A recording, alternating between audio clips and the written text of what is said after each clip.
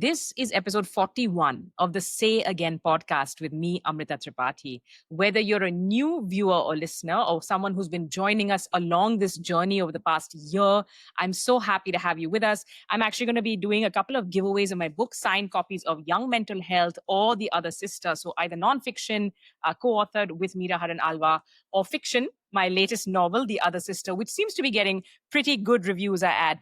If you share an interesting comment, anecdote, your favorite episode from the Say Again podcast series, you can reach us through the usual DM us, comment on social, comment on YouTube, or you can even email team@healthcollective.in and I'll get back to you. I think it's going to be first come, first served. The most interesting comments surely will get a signed copy and a note. Thank you so much for being part of this podcast. So this week, it's going to be a solo episode after quite a lineup of guests. I'm going to have a slightly shorter episode and I will be talking to you about what it's like to kick off a project that can grow beyond your wildest dreams. I'll be talking about the Health Collective, the little engine that could. It's been 9 years this month, and that's thanks to so many of you. I often say that it's more than a single person endeavor, that's for sure. We used to commission a lot of content from a regular team of contributors back in the day. We had artists working with us. We have worked with several freelance writers. Many of you, many of the mental health experts have also given of their time. We have 3 books in the Mindscape series commissioned by Simon & Schuster India that really grew out of this mental health project that is the Health Collective. And I was also honored to co-author a book with Dr. Patare and Dr. Natkarni called Life Interrupted.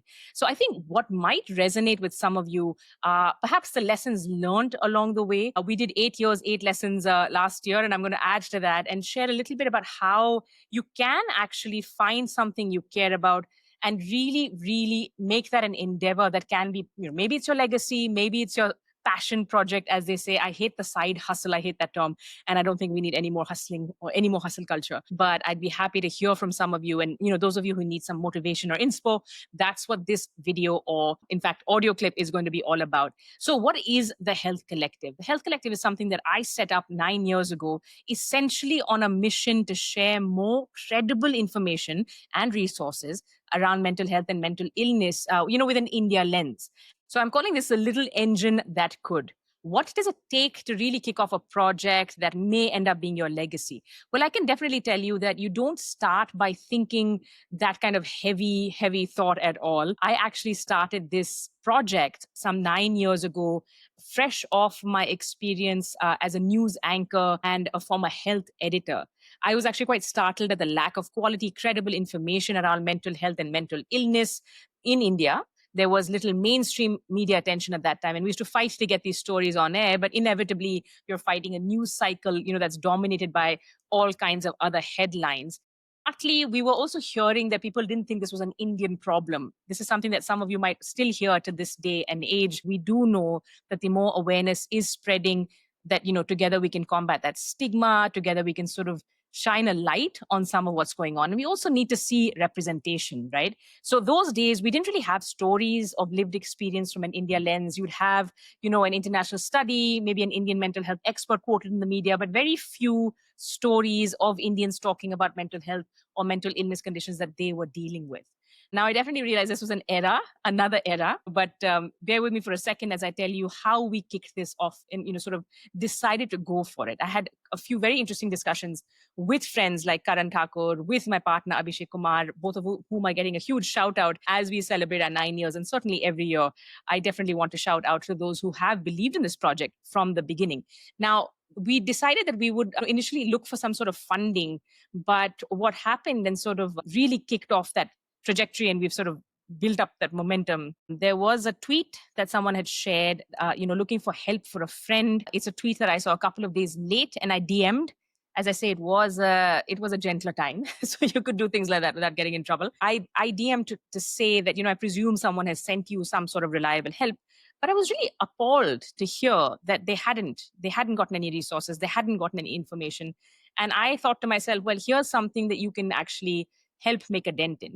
Thanks to that work, that sort of decade in broadcast media, thanks to the network I had created, thanks to the information I had collated and resources that I had put together, I started publishing helplines. We'd reach out to therapists and psychiatrists and ask like, hey, could we list some of your publicly available information so people can book, so people can come in for a sort of consult. And this seemed like a good place to start. I always think that it's important for us to get as much credible information out there. So we would check these helplines pretty much every year.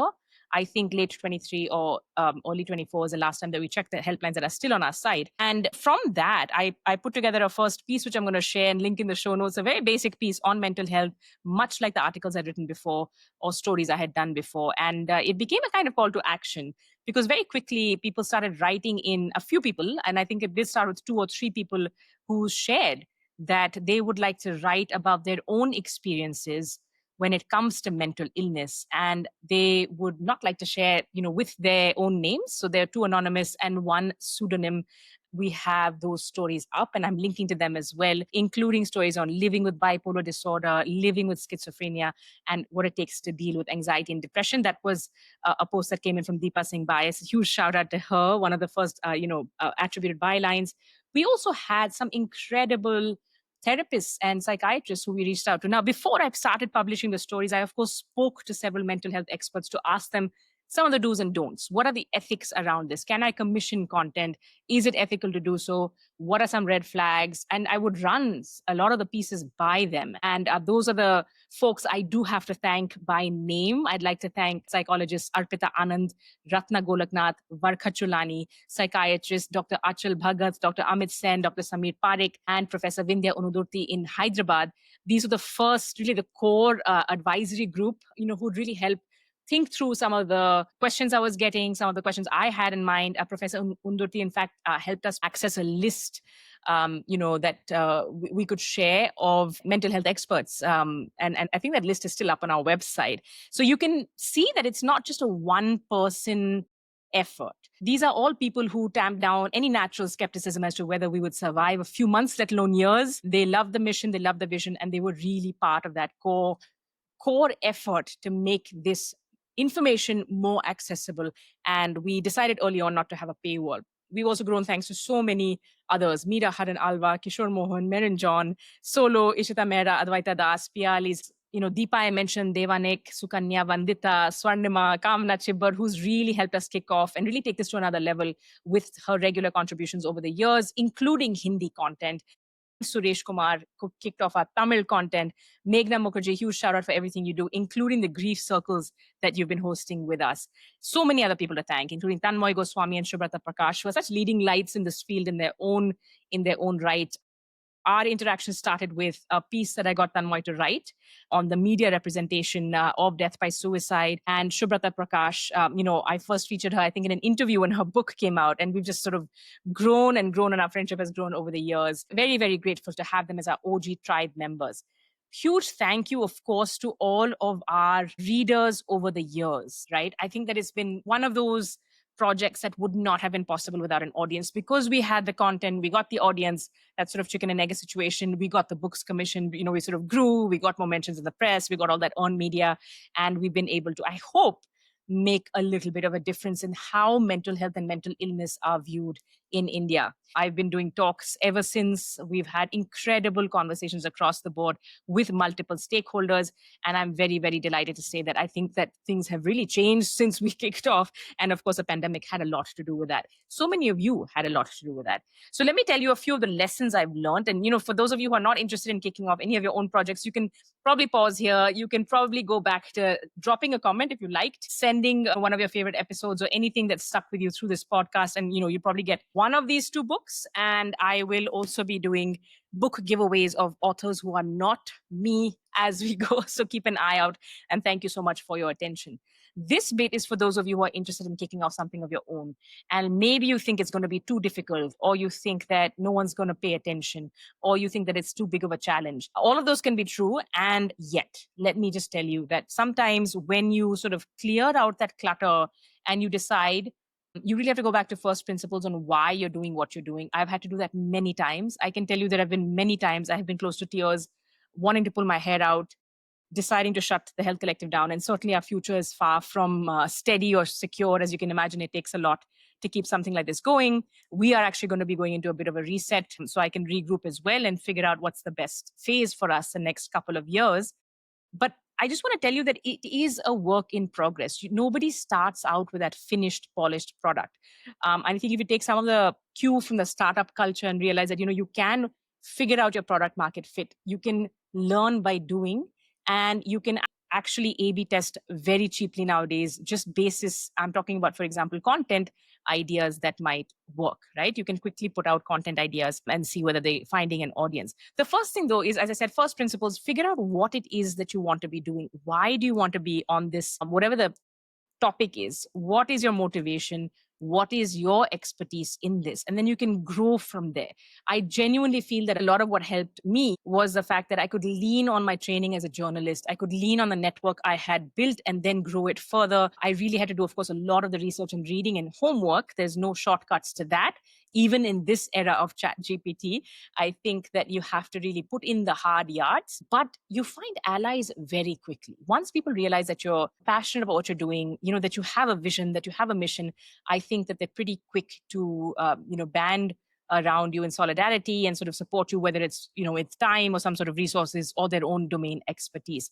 So I don't think you should be put off by something just because it's a big topic or it's very daunting. If you choose a topic, it's good for you to figure out what's that in point or that inroad into that topic for you.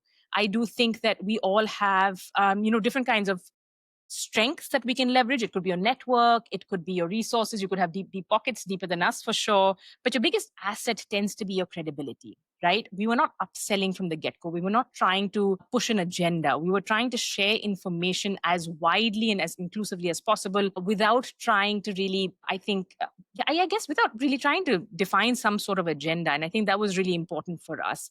I do know that credibility is hard to earn and quick to lose. So do think about who you're partnering with, who you're not partnering with. There are a lot of people who look very shiny and interesting, and from afar, they could be very tempting or offer you very tempting propositions. But really think through, have your own trusted board of advisors, put an ear to the ground before you decide who you're going to partner with, because that credibility can go very quickly. And I think from my roll call of thanks, you will know this lesson, that you cannot build anything meaningful entirely alone. It's also not that healthy to do. So I feel like, find your own support system in whatever way that you can, people that you can lean on, people who can help you. And that could be from anything from content to design to sales, and do understand that all labor is meaningful labor. So give them that dignity and respect as you go. I do think a couple of things that have been helpful for me is to learn that you cannot pour from an empty cup. I think that, we tend to, especially when we have projects that are larger than us or larger than our own identities, you tend to give and give and give. So a lot of the books, as they were happening during the pandemic, there was a moment where I hit a wall and I had to kind of just take a step back and breathe and, refresh and recharge and replenish my energies. You don't owe anything to anyone, really. You don't owe them your soul. You don't owe them your story. Even when we put out our open call, it was actually very gentle. If you want to share with us, and that goes for those of you listening or trying to build, something as well. Nobody really owes you anything, so you have to figure out a way to, create those allyships, create those networks, and figure out, who are the people who actually are pulling in the same direction for a cause that you believe in or a vision that you believe in. And finally, as I said, decide how you're going to partner, who you're going to partner with, learn how to say no. And you have to absolutely learn how to pace yourself. You have to learn that this is a long, long marathon. It's not just a sprint. You have to learn, I suppose, when to quit as well. And that's something I'm also figuring out with a couple of different projects. The Health Collective is that little engine that could, but that's thanks to so many people. It does really take a village, a tribe, a collective. So whatever you're working on, whichever cause you've picked, I'm really wishing you all the very best. I'm wishing you many supporters. And I certainly think that, if we were all to pick one thing and work for impact, we would see impact very quickly. Otherwise, it is a long slog. That's for sure. I won't lie about that. I hope some of this has been helpful for you. You can find much more on the Health Collective on our website or our YouTube, and of course, through the books as well. Those of you who've been listening till now, thank you so much. And I look forward to seeing you next week. We'll actually have a little clip and a minisode up for you as well. And I look forward to being in touch.